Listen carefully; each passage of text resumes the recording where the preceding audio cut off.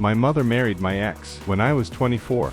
I broke up with my boyfriend after 5 years of relationship. It was hard, but I went to another city and almost stopped communicating with my family. A year later, my mother said that she met a very good man. She constantly hid his face in the photo and didn't introduce us. I finally came home for Christmas. I go into the house, and I see my ex at the table. The same guy I lived with for 5 years. He was sitting next to my mother, and he was wearing a wedding ring. I thought it was some kind of stupid prank, but Mom got up and said, "We wanted to tell you earlier." Turned out that they started communicating a month after our breakup. I just left the house silently. A week later, my sister called me, and she said, "You don't know the worst. Mom is pregnant." A week later, my sister called me again. She cried and said, "You have to go back home." I didn't want to, but then she sent me a photo. My ex was in the photo with my mother and in my old room. I almost threw up. I arrived at night and started picking up my things from the garage, and then I heard them fighting in the house. Mom shouted, "You promised she'd never know." And my ex shouted,